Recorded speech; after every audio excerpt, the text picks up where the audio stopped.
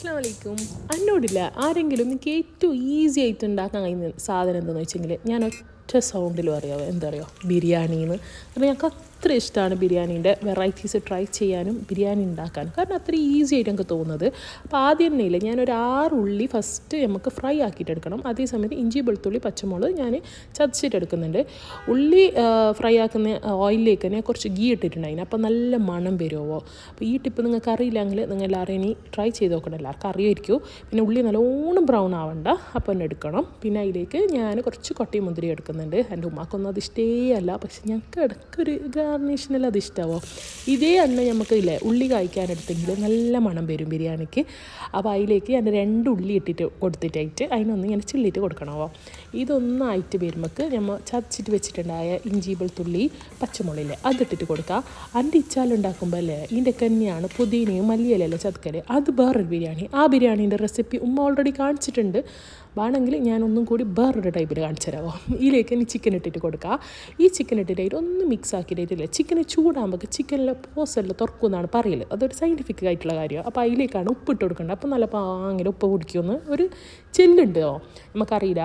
അപ്പോൾ കല്ലുപ്പിട്ട് കൊടുത്ത് ഇത് എൻ്റെ ഉമ്മ പറഞ്ഞൊരു സംഭവമാണോ. അപ്പോൾ കല്ലുപ്പിട്ട് കൊടുത്തിട്ടായിട്ട് മിക്സ് ആക്കിയിട്ടായിട്ട് ഒന്ന് മഞ്ഞൾപ്പൊടി ഇട്ട് കൊടുക്കണം. മഞ്ഞൾപ്പൊടി ഇല്ലാണ്ട് ഞങ്ങൾക്ക് ഒരു കാര്യമില്ല മക്കളെ. പിന്നെ കുറച്ച് ഗരം മസാല ഇട്ട് കൊടുക്കുന്നുണ്ടാവോ. പിന്നെ ഇതിലേക്ക് കുറേ സ്പൈസസും കാര്യങ്ങളും അങ്ങനത്തെ ഒന്നുമില്ല. പക്ഷെ ഭയങ്കര സിമ്പിളെങ്കിലും ഭയങ്കര പവർഫുള്ളായിട്ടുള്ള ഒരു ബിരിയാണിയാവോ. ഇതിനെ നല്ല പാങ്ങിലൊന്ന് മിക്സ് ആക്കിയിട്ട് കൊടുത്തിട്ടായിട്ട് ഇതിലേക്ക് നിങ്ങൾ വിചാരിക്കുന്നുണ്ടാവും ഇതുവരെ ഉള്ള തക്കാളി ഇട്ടിട്ടാലോ എന്താ കുറച്ച് കാരണം എന്താ വെച്ചാൽ കുറച്ച് പുളിയുള്ള തൈരാണ് ഇപ്പോൾ ഇതിലേക്ക് ഞാൻ ഉപയോഗിക്കുന്നുള്ളത്. അതുകൊണ്ട് തക്കാളീൻ്റെ കാര്യം നമുക്ക് കുറച്ചേ വേണ്ടു. അപ്പോൾ ഒരു തക്കാളിയാണ് ഞാൻ ഇടുന്നുള്ളത്.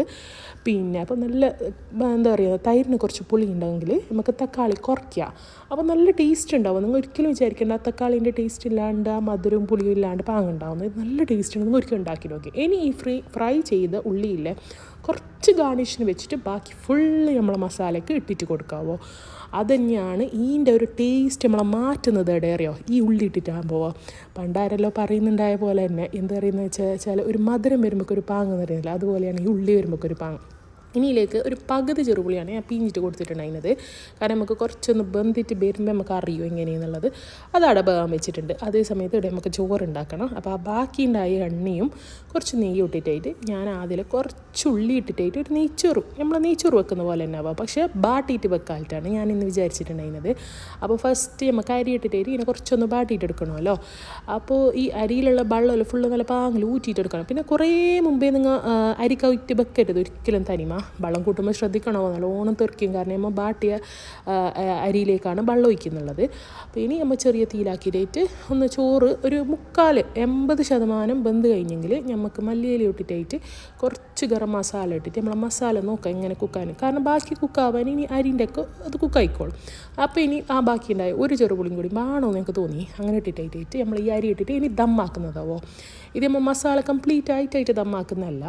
ചിക്കൻ ഒരു 3/4 ആയിട്ടാകുമ്പോൾ തന്നെ നമ്മൾ ഈ അരി ഇട്ടിട്ടായിട്ട് ചോറിട്ടിട്ടായിട്ട് ദമ്മാക്കുന്നത്. ദമ്മിങ്ങൻ്റെ കാര്യങ്ങളൊന്നും ഞാൻ പറയണമെന്നില്ല. ഗരം മസാലയും അതേപോലെ തന്നെ ബാക്കിയുള്ളതെല്ലാം ഇട്ട് ഗീ ഇട്ട് പിന്നെ ഒരു കുത്തി അത് എപ്പം ഇടുമ്പോൾ ഇങ്ങനെ കുത്തിയിട്ട് വെക്കുക ഈ ദമ്മിടുമ്പോൾ. പിന്നെ കുറച്ച് എന്താ പറയുക റോസ് വാട്ടറും സാഫ്രോണും മിക്സ് ആക്കിയിട്ട് ഒഴിക്കലുണ്ട്.